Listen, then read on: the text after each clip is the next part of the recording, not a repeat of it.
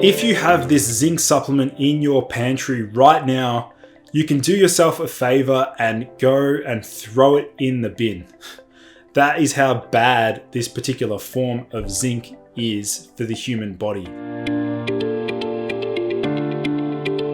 So for those of you who are brand new to my channel, my name is Lucas, the founder of Ergogenic Health, and my mission is to bring you the most cutting edge health information that you'll struggle to find on Google. So please do me a favor and like this video and hit subscribe if you want to stay up to date with the latest and greatest health research. So in this video, what I'm going to do is outline the worst form of zinc to be supplementing with. But first of all, we need to remind ourselves, why are so many people using zinc supplements?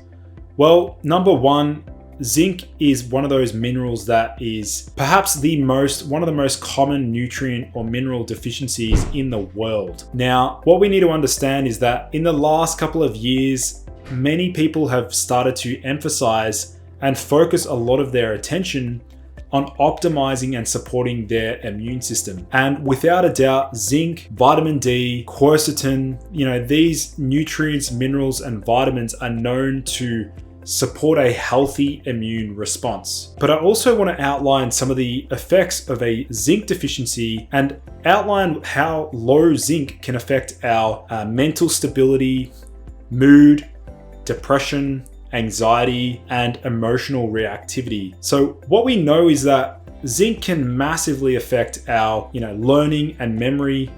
It can affect our mood and well-being. Low zinc is known to affect energy levels by affecting thyroid hormone output. There are many benefits of adequate levels of zinc in the body. We also need to remind ourselves some of the main functions of zinc in the body. So we know that zinc assists in the production of hemoglobin, which is the oxygen carrying component of red blood cells. It's critical for normal immune function, as I mentioned. It's structural components of hundreds of essential molecules. Now, in terms of good sources of zinc, ideally, I think oysters are definitely the number one source or food-based form of zinc, followed by beef or dark meat, and then followed by, let's say, a vegan source, which I'm not so much a fan of, such as black beans or chickpeas.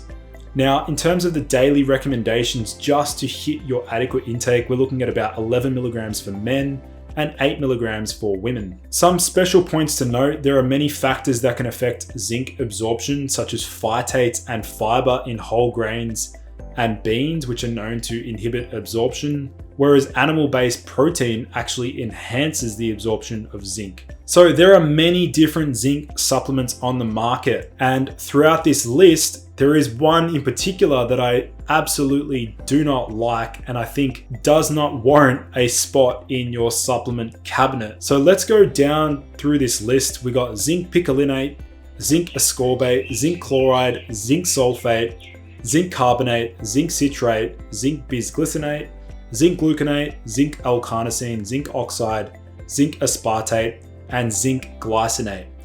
Now, there is one on this list that I'm going to be obviously outlining and sharing which one in particular is not beneficial for human health. The answer to that question is zinc picolinate. Now, zinc picolinate, in my opinion, and also Dr. Chris Master John's opinion, is perhaps one of the worst forms of zinc to be supplementing with. And that is because zinc picolinate, which is zinc plus picolinic acid, are bound so tightly together that it's actually zinc picolinate that gets into organs and tissues, but not zinc itself. So there is an inability of the picolinic acid to detach from the zinc compound itself, and therefore what we see is that tissues and organs are being saturated with zinc picolinate, not zinc itself.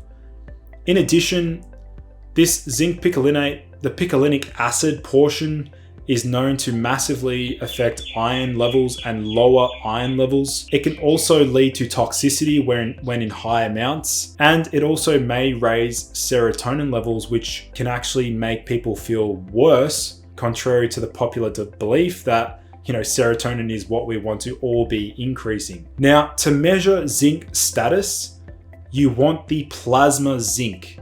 because this plasma zinc is the exchangeable zinc pool. Now, this is the small portion of zinc that is fully liberated and moving in between different tissues. So what happens is, in order for zinc to become usable from supplements or food, it must enter this plasma zinc pool. So here's a breakdown of the different forms of zinc and what actually happens following supplementation. So what we can see here is the change in zinc levels in the hair, the urine, the red blood cells, and the serum. Now you can see that zinc picolinate massively increased levels of zinc in the hair, and also zinc picolinate was highly increased in the urine. So what that's showing is that the zinc picolinate levels are basically excreted in the urine. We do see an increase in red blood cell zinc picolinate levels and also serum levels of zinc picolinate. This next study here looks at the iron chelating agent picolinic acid, which enhances transferrin receptors expression in human erythroleukemic cell lines. So basically, picolinic acid, as I mentioned, is a chelator and can affect iron levels in the body, which can be problematic for those that are low in iron. This study here, whilst it's not zinc picolinate itself, it is looking at chromium picolinate, which reduces morphine dependence in rats while increasing brain serotonin levels. So whilst we may not fully be able to extrapolate that zinc picolinate has the same effect, it's likely that it's the picolinic acid that raises levels of serotonin, which can affect mood to a, in a bad way for many people. It can actually blunt, motivation, reward, and pleasure when serotonin levels are too high. This study here was titled Chromium Picolinate Modulates Serotonergic Properties and Carbohydrate Metabolism in a Rat Model of Diabetes. Again, evidence to suggest that the picolinate portion can raise serotonin levels. Just another reminder in terms of overdosing zinc supplements, we can see here zinc as a gatekeeper of immune function. What happens with zinc excess is that we end up lowering copper levels, and copper as well is the opposite or is antagonistic to zinc. But we can see that zinc excess can lead to a suppression of T and B cell function. It can overload of these T regulatory cells, and we can also get a direct activation of macrophages. Whereas zinc homeostasis elicits a balanced immune cell response and numbers and function, and then it also provides a balance between tolerance and defense mechanisms. Whereas those that are suffering from zinc deficiency have an overproduction of pro-inflammatory cytokines and reactive mediators, thymus atrophy, and some other changes to various T cells as well. So you're probably wondering now, what are my favorite forms of zinc? Well, ideally, I prefer to get my zinc from food first.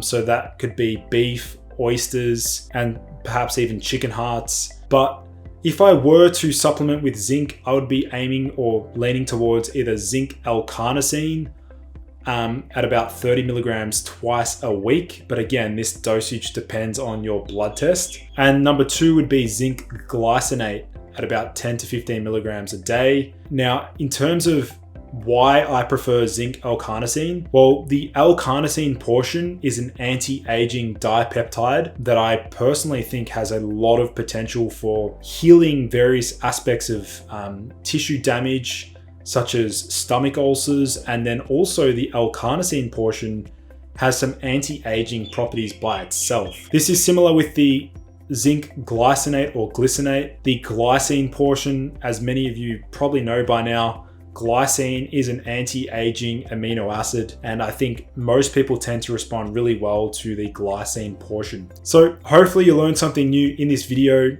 Just a reminder to throw out your zinc picolinate. Have you noticed responding really poorly to zinc picolinate? I know I personally respond absolutely terribly to zinc picolinate, and I know many other people that have also said they feel worse when they take that particular form of zinc. If you like this video, please hit that like button down below. Let's get the comments going in the comment section, and I look forward to seeing you in the next video.